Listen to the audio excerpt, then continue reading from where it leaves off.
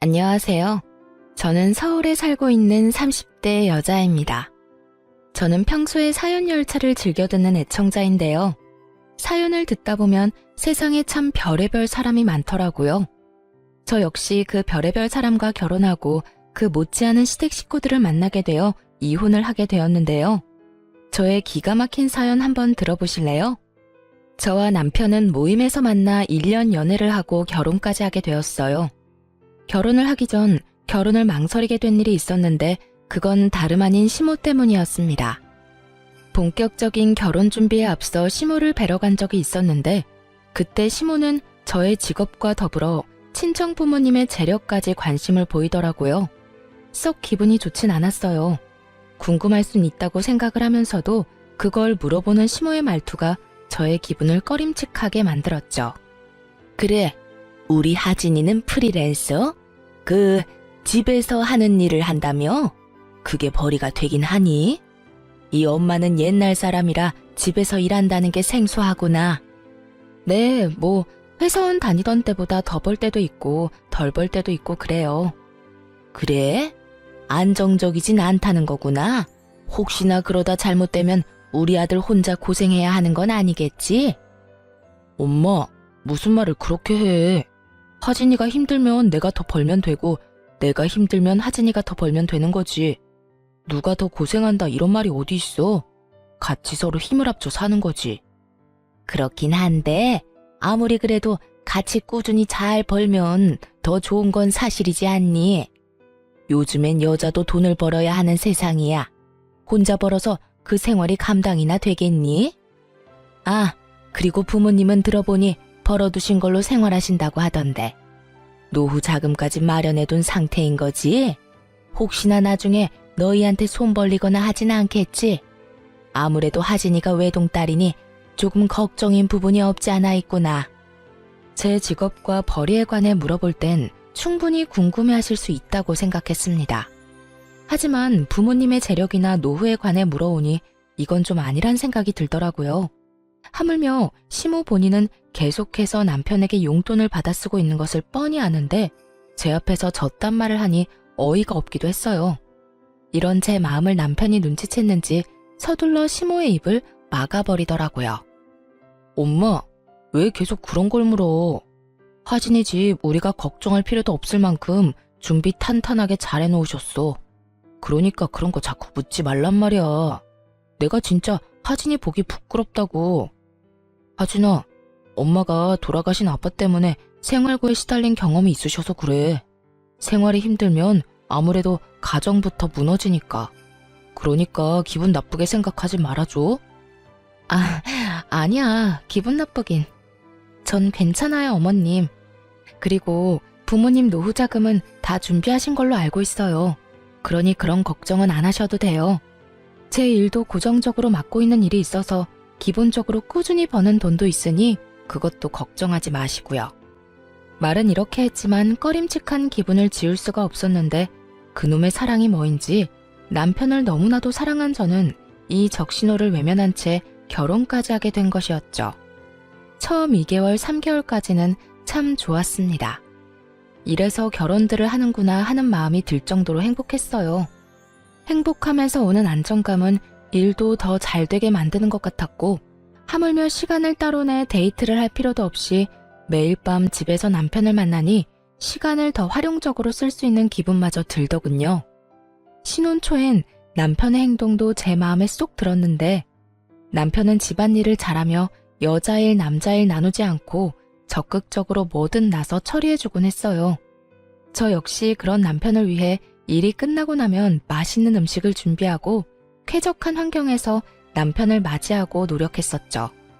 이렇게까지 행복한 것이 결혼이라면 진작 했어야 했다는 생각이 들 정도로 만족스러운 결혼 생활이었는데 애써 무시하고 넘겼던 시댁에서 일이 일어나기 시작했습니다. 처음 문제는 남편의 여동생 신우였어요. 저에겐 제 능력을 따지는 것도 모자라 친정의 재력에 대해서도 아낌없는 걱정과 우려를 토해내던 시모는 정작 본인 노후에 대한 대책도 없어 보이더군요. 더 가관인 건 신우이였는데 신우이는 적지 않은 나이인데도 불구하고 제 앞가림도 제대로 못하고 있었어요. 시모는 그나마 살고 있는 집이 작아였던 터라 남편이 조금씩 주는 용돈과 소일거리를 하며 생계를 유지라도 하고 있었는데 젊은 시누이는 조금만 마음에 안 든다 싶으면 참을 생각은 전혀 하지 않고 회사를 그만두는 것을 반복하고 있었죠. 오빠, 나 회사 그만둬서 그러는데 용돈 좀 주면 안 돼? 너 또 그만뒀어? 입사한 지 얼마나 됐다고. 이번이 몇 번째야? 아, 몰라. 자꾸 이상한 트집 잡아서 구박하잖아. 요즘 세상에 갑질이 말이나 돼?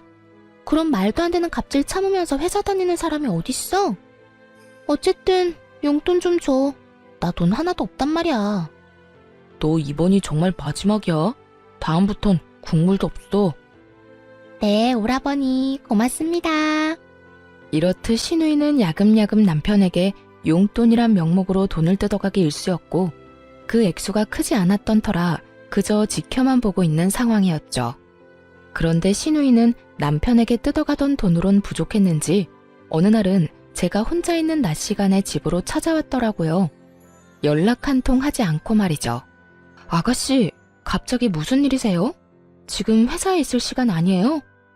회사 그만뒀어요. 조금 더 일찍 입사한 게 무슨 벼슬이라도 되는 줄 아는지 과장이 계속 잔소리하고 괴롭혀서 그냥 그만두고 나와버렸어요. 아, 그래요? 그러면 또 취업 자리 알아봐야 하겠네요. 그렇죠 뭐. 그렇지 않아도 이력서 냈는데 면접 보러 오라고 해서 가보려고요. 그래서 하는 말인데 언니, 나 용돈 좀 주면 안 돼요? 면접 보러 가려고 하는데 마땅히 입을 옷이 없어서요. 네? 용돈이요? 아가씨, 얼마 전에 오빠한테 용돈 받아갔잖아요. 그때도 오빠가 꽤 준 걸로 아는데 설마 그 돈을 다 썼어요?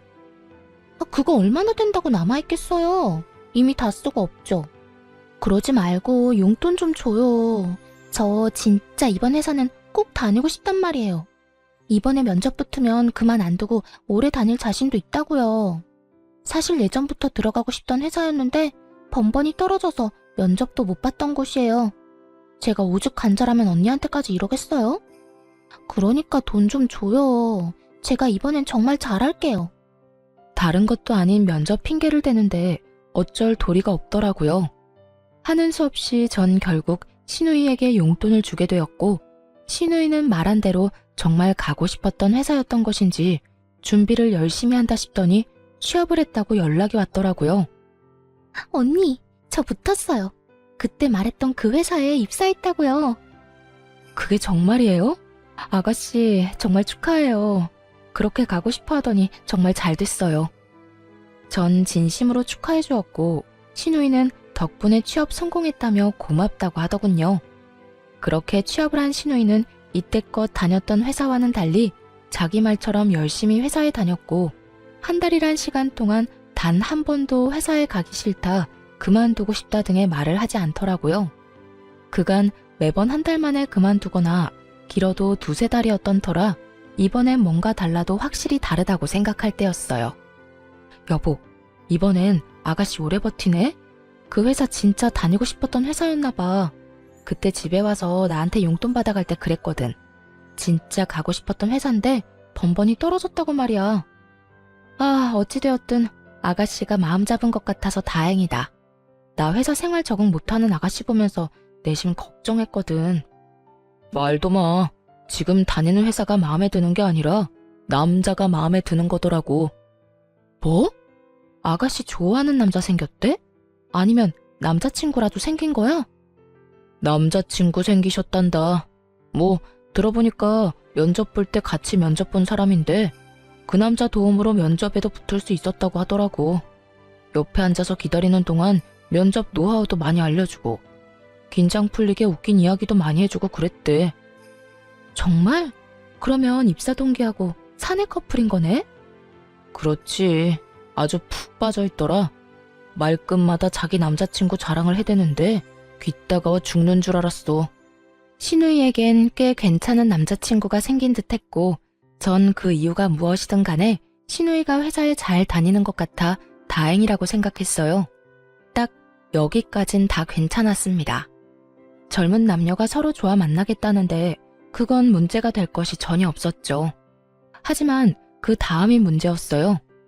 그날은 시모가 집으로 불러 시댁으로 간 날이었는데 시모의 안색이 안 좋더라고요. 그래서 전 걱정스러운 마음에 시모에게 이유를 묻게 되었죠. 그런데 어머님, 아가씨가 연애하는 게 그렇게 걱정이세요? 아가씨 남자친구가 마음에 안 드세요? 안색이 너무 안 좋아요. 아니, 그런 게 아니야. 오히려 남자친구는 잘 만났더구나.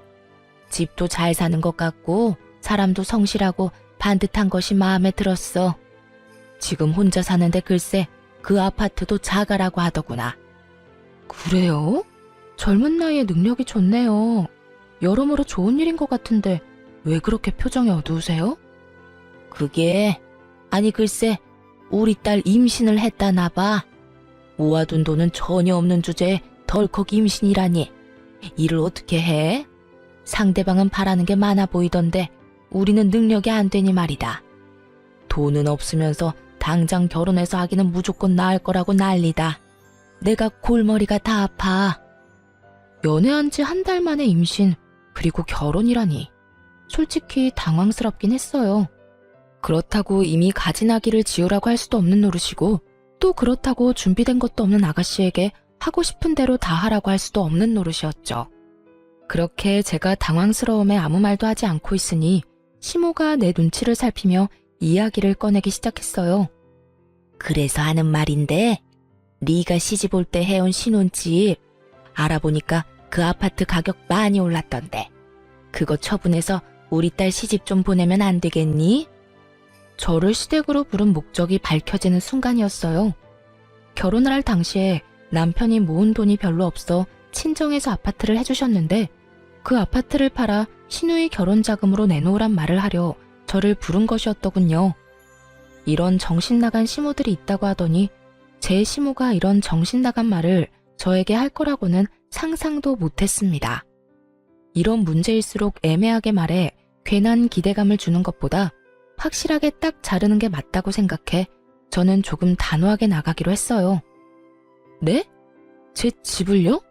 그러면 저희는 어디서 살아요? 어디서 살긴 여기서 살면 되지 않니?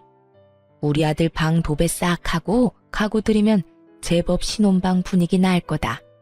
그러니까 집 처분해서 우리 딸 시집부터 좀 보내자꾸나. 아기를 지우러 갈 순 없는 노릇이지 않니? 그렇다고 제 집을 처분해서 아가씨 시집 보내는 것도 아니죠. 저도 힘들게 번 돈으로 힘들게 장만한 집이라고요. 저희 부모님 돈도 들어가기도 했고요. 어찌됐든 전 그럴 생각 없으니 어머님도 방금 하신 말은 없던 걸로 해주세요. 제 말에 시모는 섭섭한 기색을 숨기지 않더라고요. 그때까지 소중하다는 듯 부여잡은 제 손을 제가 안 된다고 하자마자 신경질적으로 뿌리친 시모는 이렇게 말했어요. 넌 어떻게 된 애가 생각해본다는 말도 안 하니?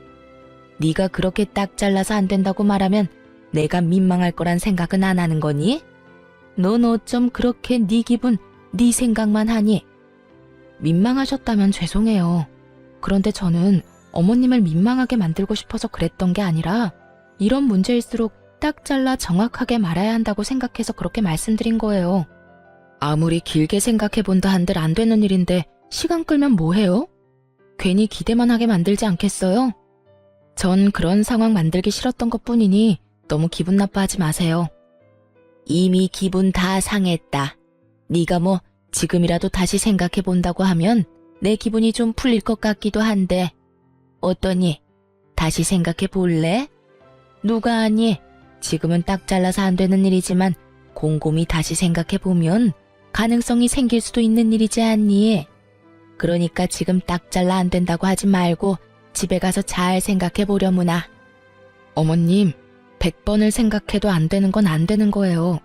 제 힘으로 마련한 집도 아니고 부모님께서 해주신 집인데 그걸 팔아서 아가씨 시집 자금으로 보태는 건 말도 안 되죠. 너 아까부터 계속 말도 안 된다고 하는데 뭐가 그렇게 말도 안 되니? 너 이제 우리 가족 아니니? 가족이면 이럴 때 다 돕고 사는 게 당연한데 넌 왜 계속 말도 안 된다고 하는 건지 난 네가 이해가 안 되는구나. 도무지 말이 통할 것 같지 않았어요. 시모는 제가 어떤 말을 어떻게 하든지 간에 무조건 다시 생각해봐라. 가족끼리는 다 돕고 사는 거라는 대답만을 해댔고 짜증내고 때를 쓰는 시모를 달래는 것도 지쳐갔어요. 어머님, 죄송한데요. 전 어머님이 무슨 말을 어떻게 하시든지 간에 절대 제 집 팔 생각 없으니까 그런 줄 아시고 다신 이런 말 꺼내지 말아주세요. 저는 어머님이랑 더는 얼굴 붉히고 싶지 않아요. 이런 저의 말에도 시모는 끝까지 저를 붙잡고 무어라 말을 하려고 했지만 전 그런 시모를 뿌리치다시피 하고 시댁을 벗어났습니다. 진이 다 빠지는 기분이었어요. 적어도 2시간 정도 같은 말을 하며 시모와 실랑이를 하고 집에 돌아왔더니 정신적으로 너무 피곤하더라고요. 그렇게 몸도 마음도 고단해 아무것도 못하고 소파에 앉아 쉬고 있으니 퇴근한 남편이 집으로 들어오더라고요. 남편도 눈이 있다면 만신창이가 된 제 상태가 보일 텐데 남편 놈은 저를 보자마자 다짜고짜 또 시누이 이야기를 꺼내기 시작했어요. 오는 길에 엄마랑 통화했는데 당신 꼭 그렇게까지 말했어야 했어? 우리 엄마 엄청나게 섭섭해하더라. 어떻게 그렇게까지 딱 잘라서 말할 수가 있는 거냐고. 당신 다시 봤단 말까지 했다고. 나야말로 어머님 다시 봤어. 몇 번이나 좋게 이야기해도 결국은 이거야. 다시 생각해보면 내 말이 다 맞으니까 이 집 팔아서 돈 내놔라. 무슨 말이 통해야 좋은 말로 설명을 하지. 당신 같으면 어떻게 했을 건데? 몇 시간이 걸리든 계속 좋게 안 된다고 했을 거야? 나 오늘 2시간 넘게 이 집 이야기만 하다가 왔어. 내가 오죽했으면 다신 그런 말 꺼내지 말란 말까지 했겠냐고. 당신 심정 이해 안 되는 건 아니지만 그래도 좋게 말하지 그랬어. 아니 그냥 이 집 처분해도 상관없잖아. 우리야 엄마 집에 들어가서 살면 되는 거고 집이야 부지런히 모아서 다시 장만하면 되는 거지. 어차피 당신도 친정에서 받아온 집이면서 뭐가 아깝다고 그렇게 안 판다고 우겨서 이 난리를 만들어. 이놈도 제정신은 아니구나 싶었어요. 저희 부모님께서 힘들게 번 돈으로 제가 조금이라도 편하게 살기 바라는 마음에서 장만해 주신 집을 팔아 시누이 시집 보내고 시집살이나 하라는데 어느 여자가 웃으면서 네 하겠어요? 그건 그 여자가 나사 하나 빠진 거 아닐까요? 다른 사람은 어떻게 생각할지 몰라도 제 생각은 확고했기에 남편의 말을 듣는 내내 남편의 정신 상태가 궁금해지더군요. 여보, 우리 부모님은 하늘에서 떨어진 돈으로 이 집 마련해 주신 것 같아? 우리 부모님도 힘들게 번 돈으로 나 편히 살라고 큰맘 먹고 마련해 주신 집이야. 그런데 나 편히 살라고 마련한 집을 홀랑 팔아서 아가씨 시집 보내고 난 시집살이나 하라고? 당신 같으면 그렇게 하겠다는 말이 나오겠어? 아니, 당신이 어떻든 상관없이 난 그렇게 착하지도 그렇게 너그럽지도 않은 사람이니까 나한테 그런 말도 안 되는 요구하지 마. 당신 진짜 이렇게까지 냉정하게 굴어야겠어? 나도 오죽하면 이렇게까지 말하겠냐고. 다른 것도 아닌 임신했다잖아. 죽어도 아기 낳겠다는데 그러면 미혼모를 만들어? 그럴 순 없는 노릇이잖아. 일단 시집은 보내야지. 그러니까 애초에 그렇게 과한 혼수를 요구하면 아가씨가 딱 잘라서 안 된다고 했어야지. 모아둔 돈도 없고 마련할 능력도 없으면서 무조건 알겠다고 하면 어떻게 해. 그 뒷수습은 누가 하냐고. 아가씨 생각하면 나도 안타깝긴 하지만 그건 그거고 이건 이거야. 난 이 집 건드릴 생각 전혀 없으니까 그런 줄 알아. 여보, 왜? 여기 귀먹은 사람 없어. 소리 지르지 말고 똑같은 말 계속하게 만들지도 마. 처음이었어요. 남편과 제가 이렇게까지 언성을 높이며 부부싸움을 한 적은요. 남편은 계속 저를 설득하려고 했고 저는 끝까지 안 된다고 하고 그야말로 아비규환이 따로 없었죠. 그날 이후 시모와 시누이는 번갈아 가며 연락이 오고 있었고 연락이 없는 날엔 집에 와 저를 설득하려고 애썼어요. 시모는 저에게 늘 이런 말을 했고 예, 너 진짜 가족끼리 이렇게까지 매정하게 구는 거 아니다. 내가 매번 하는 말이지만 다시 한번 생각해봐라. 아니, 다시 생각해볼 필요도 없어. 그냥 집 처분하고 네 시누이 줘. 이건 네가 해줘야만 하는 거야. 가족끼리 돕고 사는 건 당연한 거 아니니? 너도 이제 우리 가족이고 능력이 되는 네가 해결해줘야 하는 건 당연하다는 이 이야기야. 신우이는 늘 이런 이야기를 했죠. 언니, 진짜 이럴 거예요? 그까짓 돈 얼마나 한다고? 임신해서 그렇지 않아도 힘든 저를 더 불안하게 만들어요? 언니가 돈 안 해줘서 저 시집 못 가면 언니가 책임질 거예요? 저 임신까지 했는데 이러다 결혼 못하면 미혼모 된다고요. 아니 막말로 내가 그런 좋은 집에 시집가게 되면 나만 좋겠어요? 내가 언니랑 오빠한테 다 보답하지 않겠어요? 공부 많이 했다고 하던데 어떻게 당장 눈앞의 것만 생각하고 먼 미래는 생각을 안 해요? 정 아파트 처분하는 게 싫으면 담보대출이라도 받아달라고요. 사실 설득이라기보단 당당한 요구와 우격다짐에 더 가깝긴 했지만요. 결국 전 두 사람의 번호를 차단함과 동시에 집에서 하던 작업을 밖에서 하곤 했습니다. 괜히 얼굴을 마주쳐봤자 감정만 상할 것이고 전화를 붙잡고 있어봤자 같은 말만 반복하는 상황에 지치기도 했으니까요. 남편은 제가 차단까지 했다는 사실을 전해 들었는지 또 저를 닥달하기 시작하더군요. 당신 진짜 이럴 거야? 어떻게 시댁 식구를 차단할 수가 있어? 내가 오죽했으면 이렇게까지 했겠어? 전화가 쉴 새가 없어. 어머님이랑 아가씨가 계속 전화해서 아니, 두 사람은 나한테 이 집 맡겨놨대? 나한테 도대체 왜 그러는 거야? 두 사람도 오죽했으면 그렇게까지 하겠어? 오죽 급하고 절박하면 그렇게까지 하겠냐고. 난 분명 안 된다고 여러 번 말했고 지금도 그 생각에는 변함없어. 그러니까 나한테 그만 연락하고 그만 찾아오라고 전해. 남편은 끝까지 제 입장에선 조금도 생각하지 않는 듯 하더라고요. 그저 남편의 머릿속엔 자기 동생만으로 가득해 보였고 전 그런 남편을 보며 점점 실망감을 느끼고 있었습니다. 그렇게 살얼음판을 걷는 와중에 신우이의 상견례 소식이 들려오더라고요.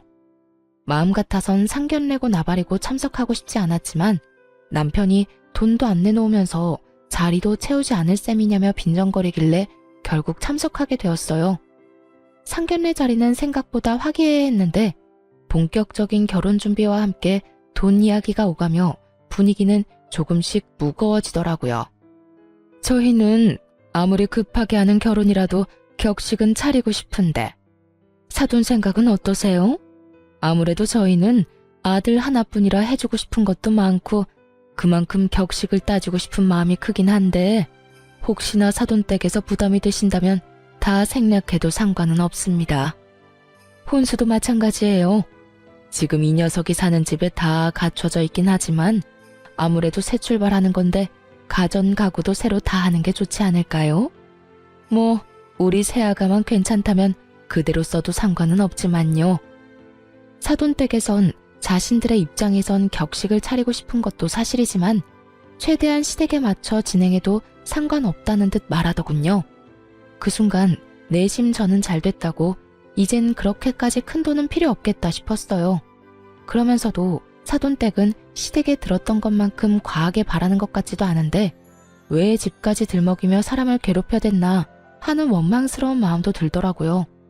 그렇게 이야기를 들으며 혼자만의 생각에 잠긴 사이 시모가 입을 떼더라고요.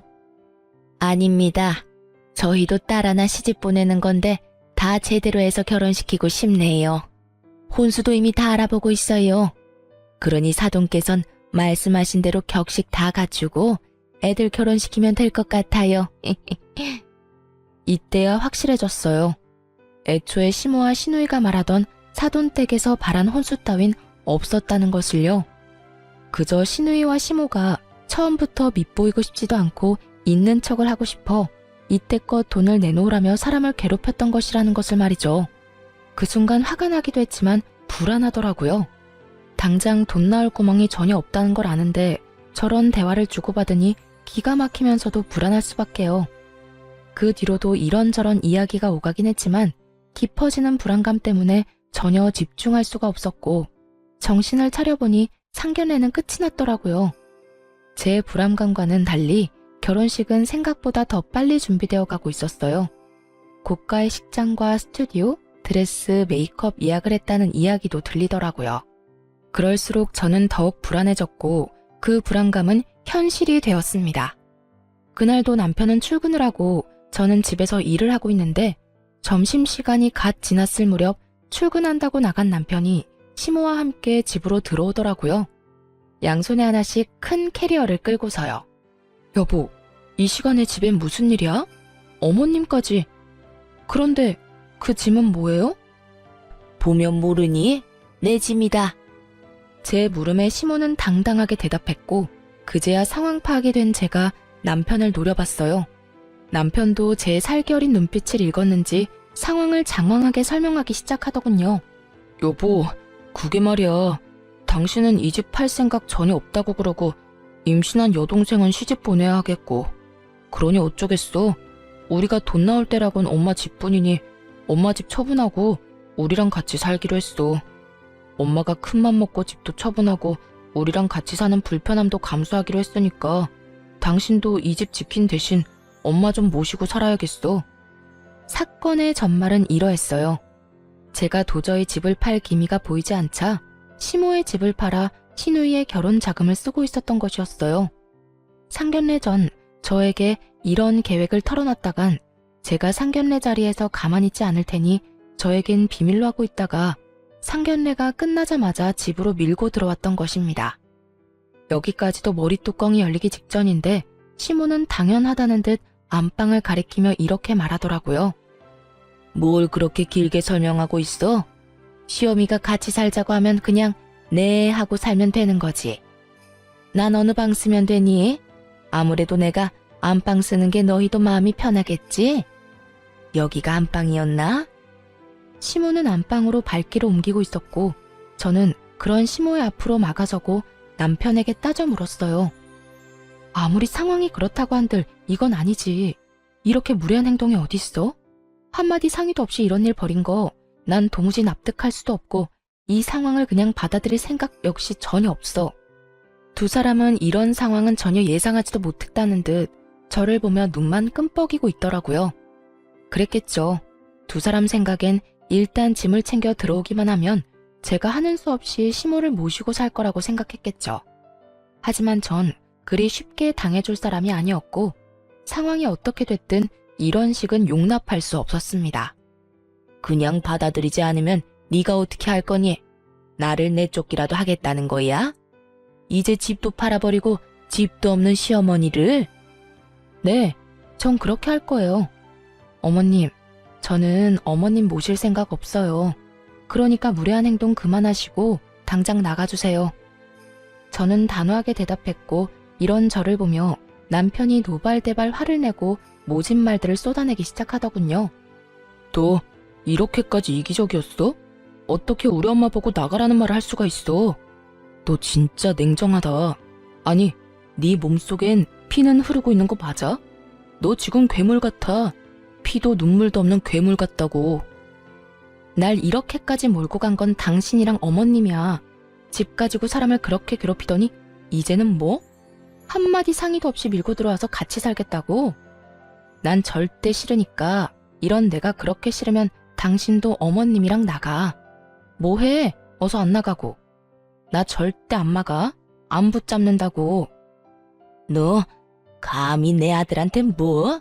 이 집에서 나가? 어디 가장을 집에서 내쫓으려는 게야?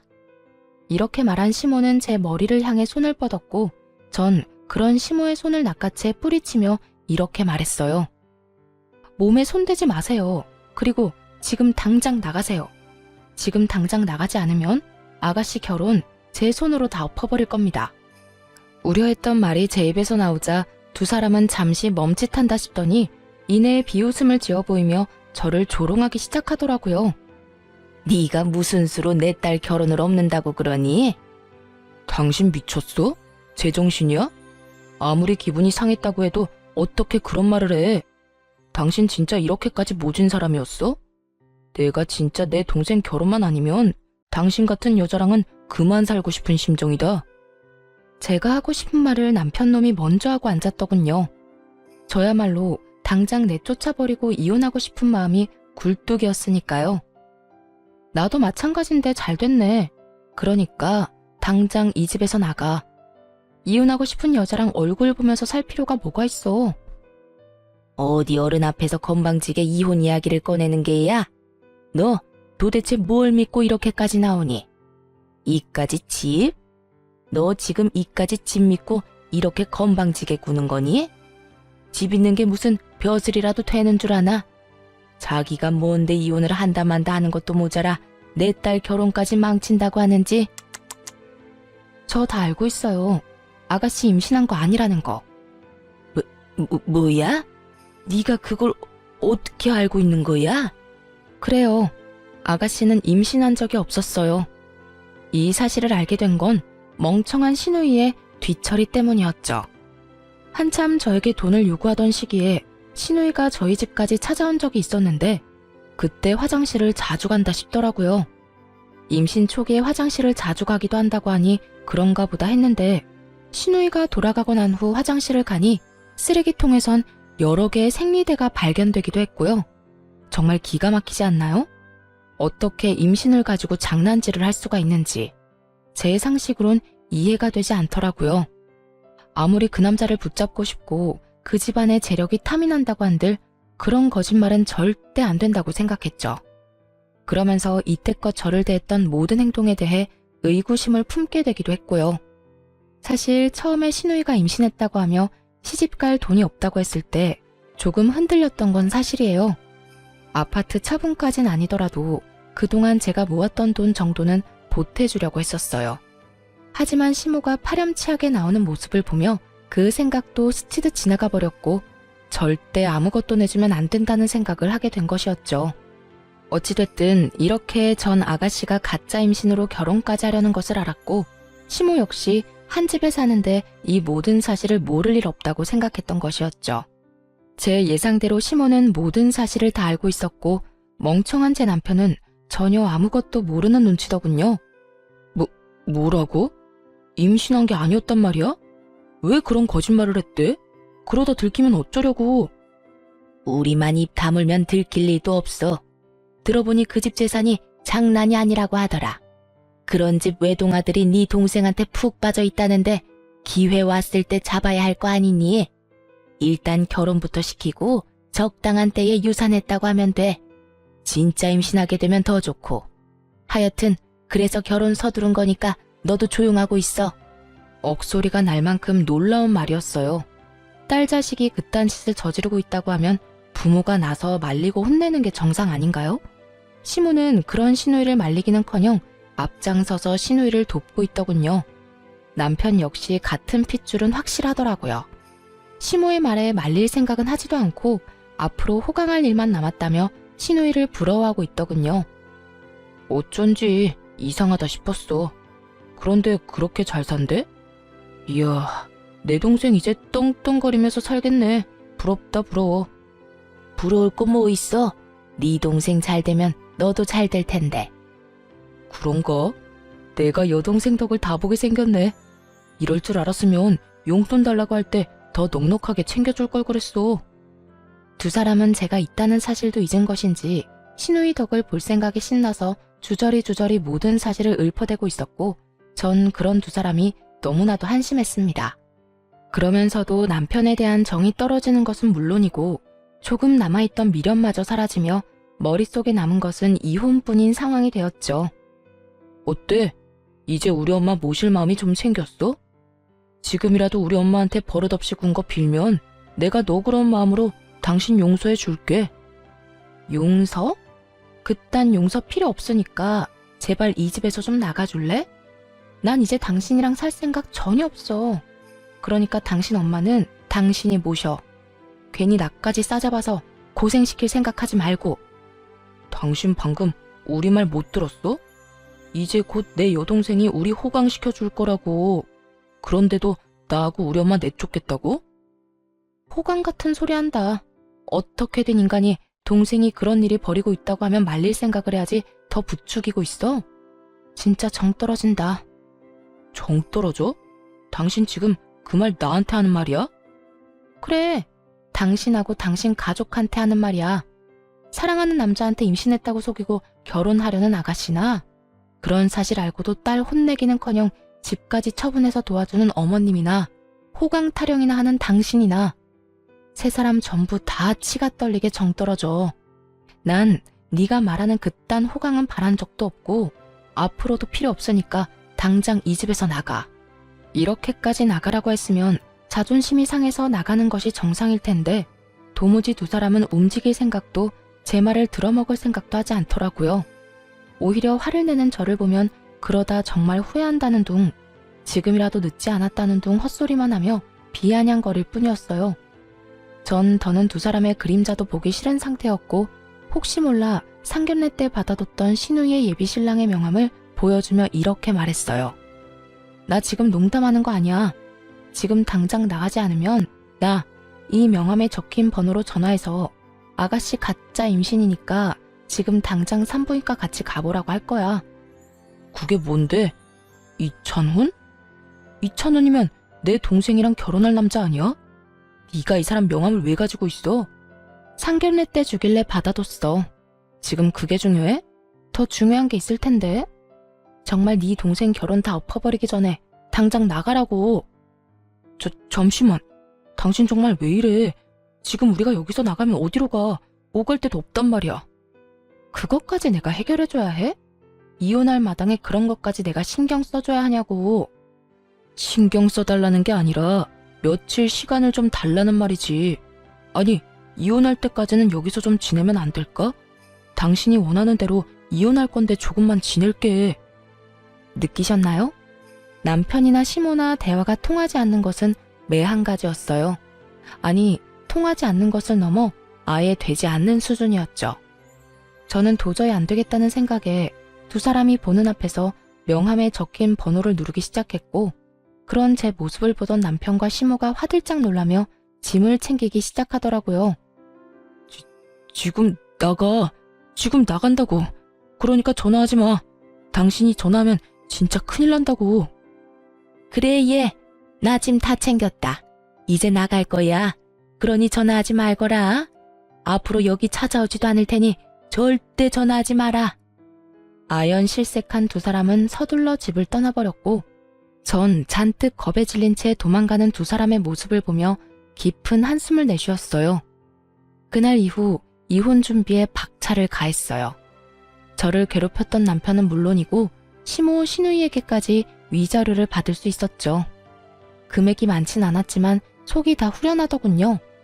거기에다 전 제가 결혼을 하며 쓴 모든 비용을 청구해 그것마저 6개월이란 시간 동안 대부분 돌려받을 수 있었습니다. 제가 이혼을 하고 난 후 전 시누이에게 연락이 왔더라고요. 들리는 소문으로 결혼 한 달 만에 이혼 취소를 당했다고 하던데 그 소문이 맞더라고요. 이렇게 전화까지 한 걸 보면요. 야, 네가 다 말했지?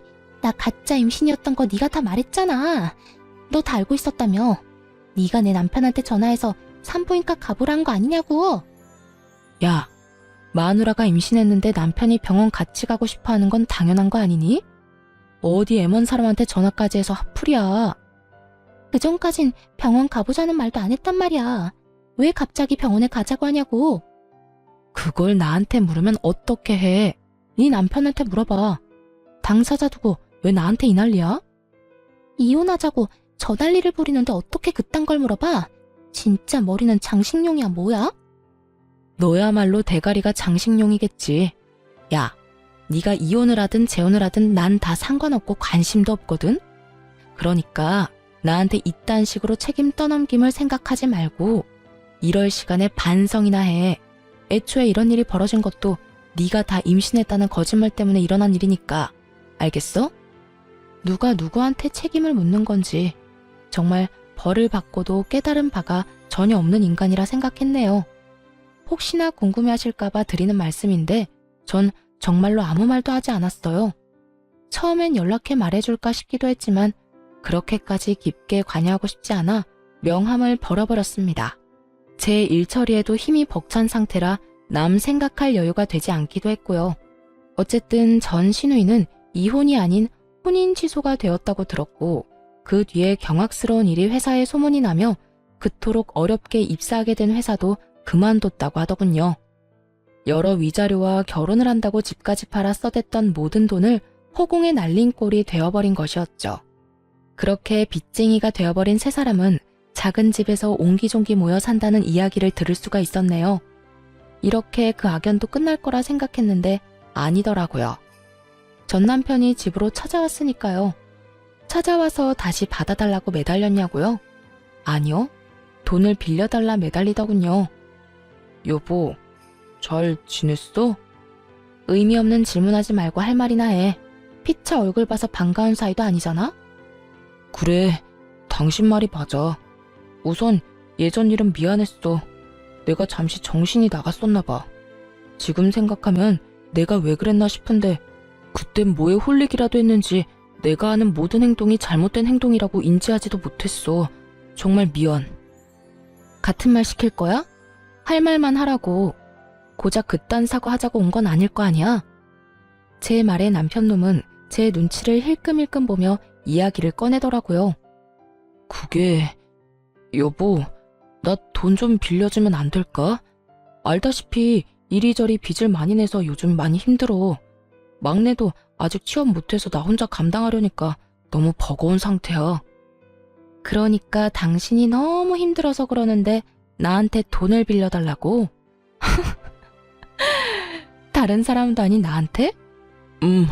죽을 만큼 힘드니까 당신밖에 생각이 안 나더라고.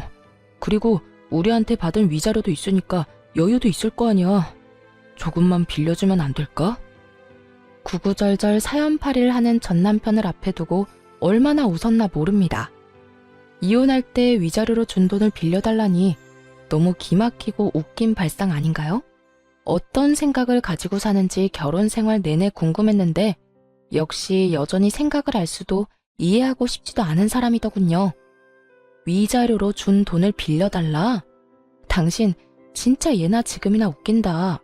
그게 가능할 거라 생각해? 내가 당신 뭘 믿고 돈 거래를 해? 그래도 우리 결혼까지 했던 사이인데 그 정도 신뢰는 있잖아. 내가 정말 힘들어서 그래. 신뢰? 너랑 내 사이에 신뢰가 있었으면 우리가 이혼까지 했겠어? 난 당신한테 빌려줄 돈 없으니까 다신 찾아오지 마. 다시 찾아오기만 해봐. 진짜 가만히 안 둘 테니까. 여전히 대화가 되지 않는 전 남편은 또다시 떼를 쓰며 매달리기 시작했어요. 많이 보던 행동이 시작되는 순간 더 말해봤자 입만 아플 거라는 걸 직감으로 깨달은 저는 바로 휴대전화를 꺼내 112를 눌렀죠. 당신 지금 경찰에 신고하려는 거야? 지금 가. 지금 간다고. 더럽게 치사해서 당신한테 돈 안 빌려. 잘 먹고 잘 살아라. 어쩌면 그렇게도 변한 것이 없는지 남의 인생도 빌어먹으며 살겠다 싶었네요. 그 후로 전 괜한 시간 낭비를 하고 싶지 않아 이사를 해버렸어요.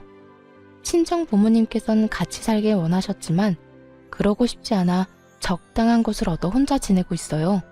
전 여전히 일도 하고 사람들을 만나며 잘 지내고 있어요. 친구와 만나 수다를 떨기도 하고 여행을 가기도 하고요.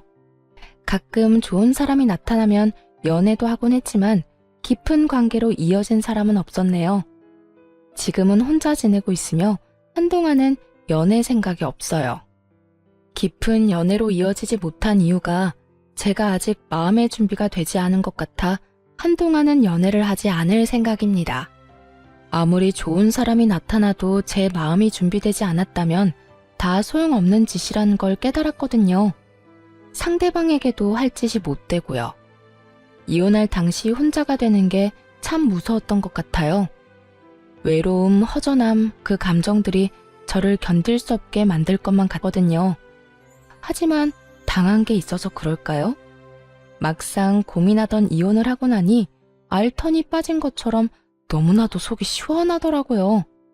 그래서 혼자 지내는 지금이 너무나도 만족스럽고 행복한가 봐요. 앞으로 전 이렇게 살아가 보려고요. 저를 위해 시간을 쓰고 제 행복을 위해 살아가는 삶 말이에요. 여러분도 응원해 줄 거죠? 저의 사연은 끝이 났습니다. 함께 해주신 모든 분 감사합니다.